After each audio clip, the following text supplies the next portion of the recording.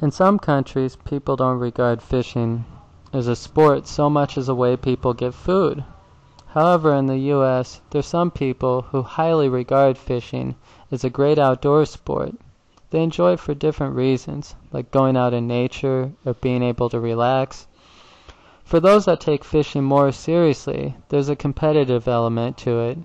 They like to see how many fish they could catch, or what kinds. The more professional fisherman likes to measure how long the fish are, or how much they weigh. There's certain kinds of fish that are more prized than others. These are regarded as trophies.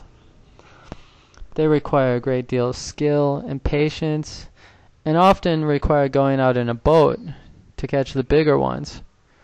Also, after you're done fishing, you often get to eat what you catch. And one final benefit is being able to spend time with your family and being able to get away from the city and relax. I really enjoy fishing, and I hope you can too.